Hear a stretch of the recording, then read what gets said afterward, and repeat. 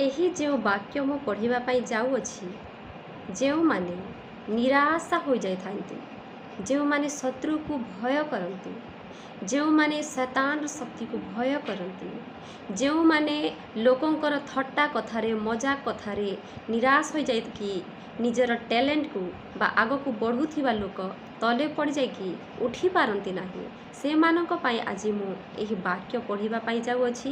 କାରଣ ଏହି ବାକ୍ୟ ଆପଣମାନଙ୍କ ପାଇଁ ଶୁଣାଇବା ପାଇଁ ପ୍ରଭୁ ଆଜି ମୋ ହୃଦୟରେ କାର୍ଯ୍ୟ କରୁଛନ୍ତି।